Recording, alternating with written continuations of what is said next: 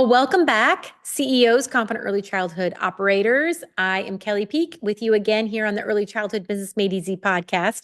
Super excited to be with you today. Now, last week we talked about creating clear SOPs for parent communication because let's be honest, nothing derails a day faster than a parent misunderstanding about schedules, tuition, or pickup routines. Now, while communication keeps families happy, today we're going to tackle another piece of the puzzle that keeps you, the operator, up at night. And that, my friend, is the budget. If you've ever looked at your own preschool, childcare, play cafe, enrichment program in the bank account area and thought, how do we serve so many families but still feel broke at the end of the month? You are not alone. In fact, the average early childhood business in America operates on razor thin margins, 1 to 3%, 2 to 5% if they're lucky. That means for every $100,000 coming in, most owners and operators are only keeping a couple thousand after paying the bills, payroll, and supplies. Now, let's be real. That doesn't exactly pay for soccer cleats, family vacations, or your own peace of mind. And I know this firsthand. Back when I was operating multiple preschools and play cafes, I remember working 70-hour weeks and still wondering if I could pay myself that month. And there were times when I couldn't.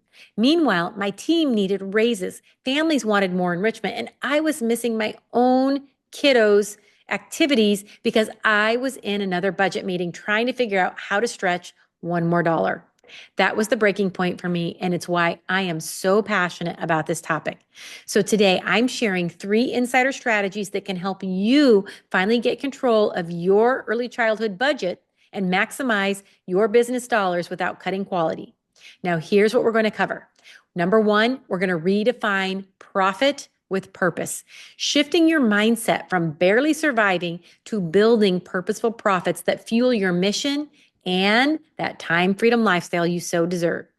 Number 2, spend smarter, not just less, finding and fixing those money leaks that quietly drain your budget and investing in what truly grows your early childhood business. And number 3, I want you to forecast with confidence, moving from reactive month-to-month scramble to a proactive plan that gives you sustainability and room to grow. Now, these aren't generic small business tips you'll find in a Google search. They're proven strategies pulled from my almost 30 years of leading preschools, play cafes, enrichment programs, and my time as a KinderCare leader. Now, I promise you, once you've put even one of these into action, you are going to feel the weight lift off your shoulders. Now, if you love today's conversation, you're going to want to dig deeper inside our Shine membership and our Preschool Business Blueprint course, where we walk through these strategies step by step with templates, tools, and coaching, all to help you implement them. But let's start right here, right now, because every dollar you manage with purpose is another step toward freedom in your life and sustainability in your early childhood business. When you learn to spend with purpose instead of pressure, you can turn every dollar into fuel for your mission and freedom for your life. This is how you move from constantly scrambling to confidently leading a sustainable, thriving early childhood business. Now, have you ever wondered why, even with a full preschool or childcare center or play cafe, your party's booked, your budget still feels like you are running on fumes? What if the real issue isn't that families aren't paying enough, but that your spending strategy isn't aligned with your mission or your future growth goals? When you shift from cutting corners to leading with purposeful profits, oh my gosh, my friend, everything changes. It's the end of the month, and you're sitting at your desk after closing, the fluorescent lights buzzing overhead, your coffee has long gone cold, and you are starting an Excel spreadsheet that doesn't add up no matter how many times you double check it. Tuition checks came in, enrollment is steady, but somehow there's barely enough to cover payroll, much less the supplies for next month's activities or the field trip that you have promised to families. Your phone buzzes with a reminder that your own kiddo's soccer game is starting in 20 minutes, and you know you're not going to make it again. And here's the part that nobody likes to say out loud. The real cost isn't just the unpaid bill or the late night number crunching. It's missing those irreplaceable family moments while your own child is missing you, wondering where my mom or my dad, why aren't they there? It's the weight of knowing your team is looking to you for raises and stability while you're quietly pulling from personal savings just to cover the gap. Every month you stay stuck in this cycle. Your business It isn't just stagnant, it's slowly eroding your energy, your time, and the freedom you dreamed of, especially when you thought you started this business. 90 days from now, if nothing changes, you will still be in the same spot, exhausted, overworked, and wondering how long you can keep this up. But imagine instead walking into your business, your childcare center, your preschool, your play cafe, or maybe enrichment program, knowing exactly where every dollar is going, with enough margin built in to finally pay yourself consistently. Picture leaving work at a decent hour, making it to that soccer game or that family dinner without your mind spinning about next week's expenses. When your money is working for you instead of against you, you shift from barely managing to truly operating as the CEO, confident early childhood operator you are meant to be. That's the transformation we're talking about today. And now that we've named the problem, let's get into the facts and strategies so we can change it. Even before the pandemic, a typical US childcare business or early childhood business operated on about 1 to 3% of profit margin. That comes from Center for American Progress. That stat hits because it shows just how razor thin margins are, meaning most of what you earn, it gets eaten up by rent, wages, supplies, compliance, licensing, logistics, before you even pay yourself. If you don't shift how you control those costs and align spending to your mission, you stay stuck in survival mode. Now, let me show you one real example of what this looks like in a program that might be just like yours. One of the preschools that I've worked with it was a few years ago, was in the exact same spot that we've been talking about. Fully enrolled, great reputation with families, but their director was constantly scrambling to cover monthly expenses. Every penny was going out as quickly as it came in, and she felt like the budget never reflected the impact that she was making. Now, the turning point came when we walked through her spending categories and we used our monthly budget overview template to separate mission-driven investments from money leaks. She started tracking where every dollar was going, renegotiated a couple of her contracts and services, and restructured her spending so that it actually supported the quality programs she wanted to deliver. Within 3 months, she freed up over $2,500 a month in wasteful spending, enough to give her team well-deserved raises and finally pay herself consistently.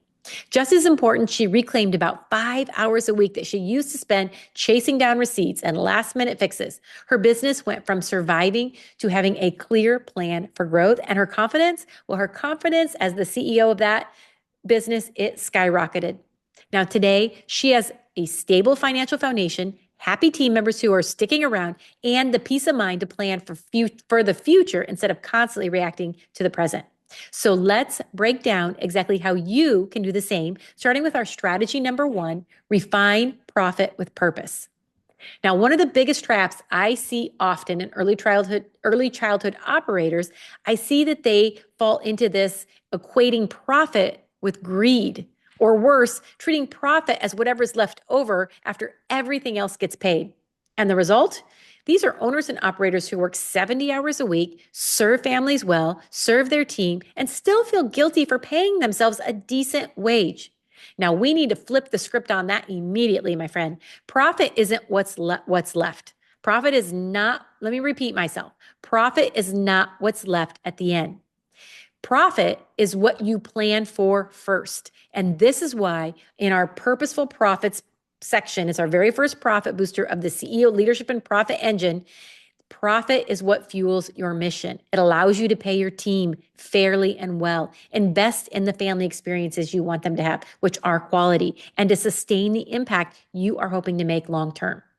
So again, profit first. And again, you're planning for your profit. You're not waiting to see what's left and what profit you can take. So an action step here. Your 2 action steps. Here's action step number 1. I want you to create a purposeful profit plan. Start by deciding what percentage of your revenue should go to you as the owner operator, to your team, and to a business reinvestment plan. Even if it feels small right now, set the intention and build from there. So those of you who are not paying yourself right now, that should be your number 1 goal, is to get paid. That is your first goal, is to get paid. Your second goal may be to take a vacation, and your third goal may be to scale and open multiple businesses. Those are the 3 big goals when it comes to operating an early childhood business. And for many that I work with, we usually start with number 1, which is get paid. So for example, you might set aside 10% of your monthly tuition for owner operator pay, and maybe 5% will go to savings for a new playground if you're looking to do that. An example number two, a play cafe, you might dedicate 8% to team bonuses during peak birthday party season, ensuring that team members are motivated and retained. Now, most owners and operators skip paying themselves consistently because they wait to see what's left. And the truth, if you don't plan for it up front, there's never going to be anything left. So you have got to plan for your profit. Action step number two, shift from surviving to leading. Each time you face a financial decision, reframe the question. Instead of, can I afford this? Ask yourself, does this align with my purposeful profit plan? This one shift changes everything. Keep your one-page summary, the purposeful profit plan. It's what we use every day in our Shine mentorship and membership programs. We guide you to create that purposeful profit plan and then use that when those financial questions come up. It should become your go-to guide for decisions, especially financial ones. So an example here, before signing a new curriculum subscription or buying a new curriculum, ask if it helps you reach your profit plan by improving family retention or adding revenue. Does it cause more time for your team to implement, which increases your payroll? If it does, and if it's not aligning with what your profit plan says, hold off. And example number two, instead of buying bulk classroom decorations, I know you heard me say it because we do buy bulk a lot. But if you're in a moment right now where you're not able to pay yourself, you need to redirect those dollars towards marketing materials that directly brings in new families. So maybe instead of spending a big chunk on decorations or supplies that you use throughout the year, you do that month to month and use some of those other funds and spend that on your marketing dollars that are going to bring families in. Because when you bring families in, you can replenish that fund. Now, when I was overseeing some of the KinderCare learning centers, the most successful directors, they weren't the ones with the fullest classrooms. They were the ones who understood how to align their dollars with their goals. Full enrollment, it's meaningless if you're not keeping any of the money. Now, once you've defined profit with purpose, the next challenge is making sure every dollar you spend is working for you. And this is where strategy number two comes in. I want you to spend smarter, not just less. Now, most owners and operators, they try to cut costs, but they do it in the wrong places, like slashing classroom budgets or limiting team hours, which this only hurts family satisfaction and it can drive team turnover. The real issue is that money leaks are hiding in plain sight, silently draining your resources. So smart spending means categorizing your dollars into must-haves, mission drivers, and money leaks. You protect compliance and safety, your licensing logistics, you invest in what families and your team truly value, and you trim the areas that don't impact outcomes. This is where the monthly budget overview template that I've included for this episode's resource, it's going to become your new best friend. So action step number one, I want you to run a 30-day a 30-day spending audit. So for 1 month, you have to write down every expense. I know, I can hear you. I don't have time for this, but you know my motto, invest a little time now. It's going to save you so much time in the future. So at the end, I want you to label each one as a must-have, a mission driver, or a money leak. So again, a must-have is something, it's compliance, it's safety, you need it to operate. A mission driver, this is what supports quality. It supports your family experience. It supports your team experience. It makes everybody happy. Or number three, the money leak. Now doesn't move the needle at all. Now this is going to help you see clearly where money is working for you and where it's just draining. So an example here, if you're a childcare center, maybe you realize that you're paying for 2 unused software subscriptions. Well, that's instant savings when it's canceled. I do this every year. I go through every single expense and I look at, do I need it or do I not? And I find ways and places that I can either renegotiate. So for example, maybe switch carriers, switch wireless carriers, switch cell phone carriers. That's just an example, but switch to a different software company if one is offering more savings or more time savings. Example number two, an enrichment program might notice that your weekend team hours don't match actual enrollment demand, so you might adjust the scheduling there. Now, many owners and operators think they know where the money goes. But when they do this exercise, I promise you, they're always shocked. I've seen it over and over again. One of the clients that we just worked with, she told me she saved $6,000 because she had so many unnecessary costs. Now, again, to make this easy, I want you to grab this week's free resource, the monthly budget overview template. It's at kelleypeake.com, where you're going to find information about this week's episode. It's designed to help you plug in your numbers, categorize your expenses, and see clearly where you can save or redirect those dollars. Okay, action step number 2, I want you to renegotiate and reallocate. I kind of just talked about this, but after identifying those leaks, take action. Call vendors, review contracts, look at your software, look at what you've subscribed, what you have subscribed up, the subscriptions you have, and move those dollars from low impact expenses to high impact ones. Set a goal to renegotiate at least one contract or cut one leak every quarter. So an example might be you might be a preschool and you renegotiate your cleaning service contract. Maybe you're going to save $500 a year, or maybe you're going to save hundreds of dollars a month, and you're going to redirect that money towards something else. And example number 2, maybe you're a play cafe and you eliminate duplicate scheduling tools and relocate those savings into higher quality play equipment that boosts customer experience. Now, this is exactly what we did at Play Boutique. We quit using the software that we had to pay for where people were tracking their time. And we came up with a system where we track the team members' time on paper, but we have their hours scheduled in a way that we have to do very little tracking. And we put trust in our team. And so we were very clear with them, in order for us to increase their wages, we had to be careful with our payroll. And so we trusted them to make sure they were not causing any leaks by leaving early, clocking out late, etc. So again, you have to find a system that works for you, because especially when it comes to payroll, especially when it comes to scheduling, because that is your number one budgeting expense. Payroll is number one for all of us. It's usually 50% or higher of our budget. Now, one preschool that I worked with, they renegotiated a food vendor contract, and that freed up over $12,000 annually. That was enough to provide raises and add a new enrichment class that families love. So if you've redefined profit and tightened your spending, but how do you make sure the future doesn't catch you off guard? And that's where, my friend, strategy number 3 comes in. You are going to forecast with confidence. Now, too many early childhood businesses operate month to month, hoping to win tuition balances, your party balances, all of that. The money that you bring in covers your payroll and your rent. But the danger with this, you know it, seasonal enrollment. Seasonal enrollment dips. Then you have unexpected expenses or maybe sudden growth opportunities that throw you right back into chaos. So forecasting, it's about moving from reaction to preparation. And a confident CEO will plan 6 to 12 months ahead, identifying when cash dips are coming, when expenses spike, and when to plan for growth. Forecasting isn't about perfect predictions. It's about having a plan before you need one. Now, with our play cafes that I own, we forecast summer dips, and this helped me pre-sell party packages that help smooth out cash flow. That's right. So basically what happens in the summer is we pre-sell party packages for the winter. And so when we do that, we get that summer revenue coming in. And when the winter comes, we're already so busy anyway, we always have a spike in revenue. So it really helps smooth out that cash flow.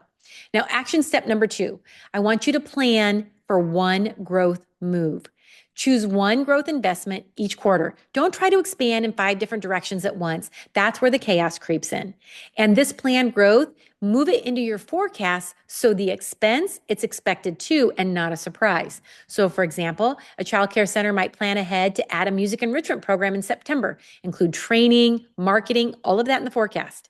Example number 2, a play cafe may have some funds that they want to use for spring marketing for a campaign to increase birthday bookings during the summer. Now, again, in our play cafes here at Play Boutique, forecasting, well, that saved me again during those summer months when attendance dipped. Like I said, by projecting ahead, we pre-sold those birthday party packages. So that was really key. Now, preschool owners that I often work with, they forecast tuition increases 6 months out so they can prepare families with communication well in advance. So one of the things that we coach in our Shine Mentorship program is when you're doing a tuition increase, you want to do that in January. Let parents know so that when September hits, it's a natural progression to back to school to have that increase in tuition. They're not feeling like they're just hit with it all at once. Now, this is where leadership and peace of mind, well, they really come together. You stop feeling like a bookkeeper and you start feeling like the CEO of the business that you lead. So let's bring it all together, my friend. When you redefine profit with purpose, you stop treating money as an afterthought and you start leading with clarity. When you spend smarter, you stretch every dollar to work for your mission instead of leaking out unnoticed profits. And when you forecast with confidence, you free yourself from that month-to-month scramble and you finally step into that role of the CEO, the confident early childhood operator. Now, these are not just financial strategies. They are leadership habits that are going to transform how you operate your early childhood business. So picture yourself walking into your preschool, your childcare center, maybe your play cafe or enrichment program, and you know exactly where your dollars are going. You're paying yourself consistently and you're having the margin to invest in your team. Picture leaving work on time, sitting at your kiddos' soccer game or volleyball game and actually being present because your money is working for you, not the other way around.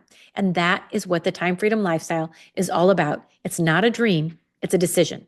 So here are 3 action steps I want you to take this week. Number 1, download the monthly budget overview template at kelleypeake.com and start categorizing your expenses into must-haves, mission drivers, and money leaks. Then number 2, I want you to choose one money leak and I want you to plug it up this month. Renegotiate a vendor, cut an unused subscription, realign team scheduling. Whatever that leak is, stop it. Then number 3, I really want you to block out a forecasting session. Maybe it's just 1 hour, but something for the next quarter. Even if you start with just 3 months, you are going to gain confidence and clarity immediately. Now, each of these steps isn't just about saving money. They are about shifting your identity from a chaos coordinator to a confident CEO. They're how you are going to lead with purpose, create sustainable profit, and finally find that freedom you've been craving. And the best part, you don't have to do it alone. Remember, go grab that monthly budget overview template and those financial planning worksheets at kelleypeake.com where you're going to find information about this episode. These tools are going to help you implement today's strategies right away.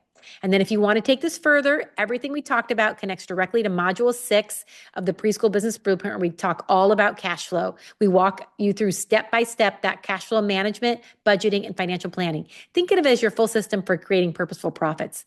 And then if you're ready to go on to mentorship, our Shine membership and mentorships, those are the next logical steps where we work together on these strategies every month. And don't forget, this week we're offering that family freedom planning bundle for all of you parents out there, those working parents out there who are looking to find more time for your own family. So this bundle is really focused on you as a parent, not as much as your business owning side. We have a lot of that as well, but we really want to also help you on your family side and your personal side too. So go grab that at kelleypeake.com as well. You can also find it at PA-preschoolathome.com. That stands for Peak Academy Preschoolathome.com. PA-preschoolathome.com. Now, here's my challenge to you, my friend. Don't let this episode just be another note in your mental to-do list. Take one small action this week. Download the template, plug one leak, block your forecast session. Every single step you take is a step closer to the business and the life you truly want. And if this discussion sparks something for you, please make sure to like, subscribe, or share it with another preschool, childcare, play cafe, or maybe enrichment program operator owner who could use a little encouragement today. Remember, the work you do matters. You are not just balancing budgets, you're building brighter futures for the children and the families you serve. And when you lead with purpose and confidence, you give yourself the freedom to enjoy those futures too. I am cheering you on, my friend, every step of the way. Take care, and I will see you next week.